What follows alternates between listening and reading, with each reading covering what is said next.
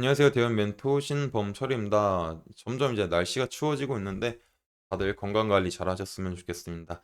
그리고 올해도 더 이제 좋고 기쁜 일만 있도록 저희가 기원하겠습니다. 또한 저희는 여러분들 옆에서 항상 서포트할 예정이기 때문에 저희 채널을 지속적으로 방문해 주시면 감사하겠습니다. 그래서 오늘 알아볼 기업은 제이시케미칼이고요. 제이시케미칼에 대한 이슈와 주가를 한번 같이 살펴보도록 하겠습니다. 일단 제이시케미칼을 오랜만에 하기 때문에 사업 부분부터 잠깐 돌아보고 가도록 하겠습니다. 결국 이제 제이시케미칼 같은 경우는 이런 신재생 에너지인 바이오연료 중에서 바이오 디젤과 바이오 중유 등을 제조해서 판매하는 기업이다라는 거죠. 그리고 또 하나가 어떤 게 있었냐면 2012년 10월이었죠. 2012년 10월에 인도네시아죠. 인도네시아에 이제 오일팜 플랜테이션 농장을 인수를 했다. 인수를 했다. 그래서 인수를 함으로써 바이오 디젤의 주 원료 중에 하나인 파묘도 생산하는 플랜테이션 산업 영역에도 진입을 했다라는 겁니다. 그래서 오일팜 플랜테이션 죄송합니다. 오일팜 플랜테이션 산업으로 이렇게 이런 바이오 원료를 생산하게 되고 또 국내에서는 이런 바이오 에너지 제품을 생산 판매하는 회사가 되었다. 전 제품 모두를 수직 체계화했다라는 점이죠.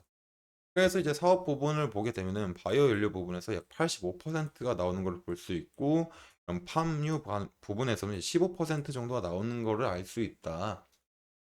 그래서 국내에서는 이제 바이오 연료를 이제 정유사나 발전소에 공급이 된다라는 점이죠. 그래서 이런 바이오 디젤의 주요 고객사로는 이제 정유회사가 있는데 그 중에 하나가 이제 SK와 이제 S오일이다라는 점이. 또 이제 바이오 중유 같은 경우는 이제 한국중부발전과 죄송합니다. 한국 남불발전이 있다라는 점이죠. 그래서 이제 현재 뭐 국내에서는 이런 바이오 중유는 이제 기력발전소 연료인 중유를 대체하는 이제 신재생 에너지 연료로만 이용이 되고 있는데 앞으로 이제 사용될 부분들이 많죠. 여기서 보게 되면 이제 IMO 온실가스 규제도 있고 해서 물론 이제 IMO 온실가스 규제에서는 이제 지금 살짝 언급만 해드리는 거고 나중에 더 자세하게 설명해 드릴 겁니다.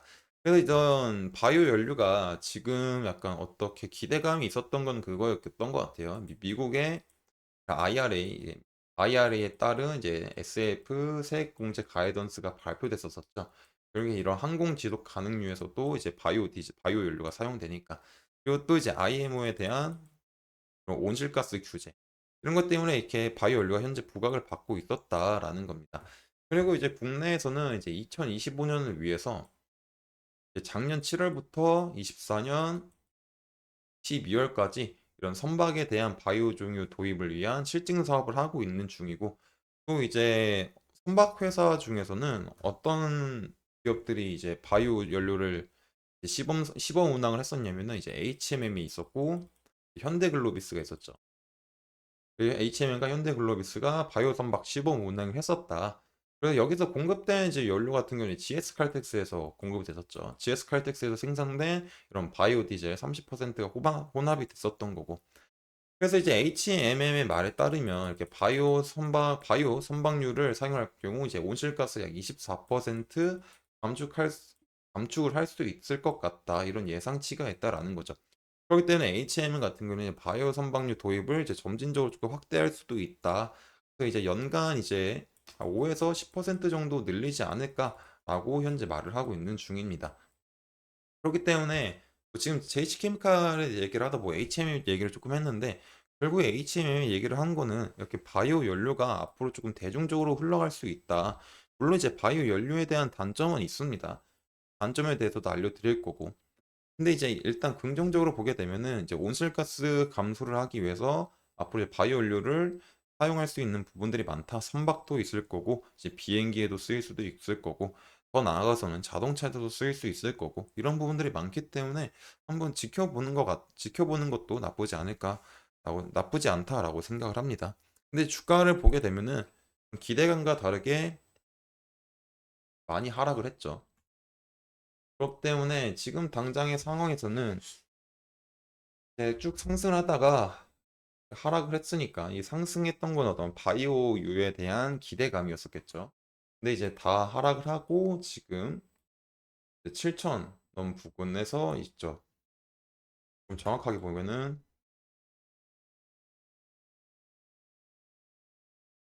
이제 뭐 7,300원, 뭔가 7,100원들이 이런 부분들이 매물대니까. 그렇기 때문에 지금 당장은 그냥 관망하는 게 좋지 않을까라고 생각을 합니다. 너무 급격하게 떨어졌고, 급격하게 떨어진 만큼 어떤 상황이 올지 모르는 거기 때문에 사실 이런 부분들은 조금 조심하는 것도 좋지 않을까라고 생각을 합니다. 그래서 어떻게 차트적으로 크게 많이 볼 건 없을 것 같아요. 일단은 상황을 기다리는 것밖에.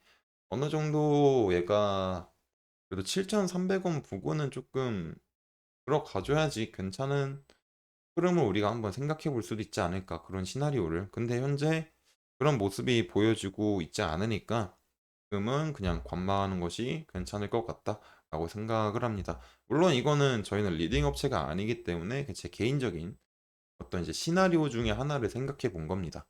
그렇기 때문에 이런 점들은 한번 양해 조금 부탁드리고요.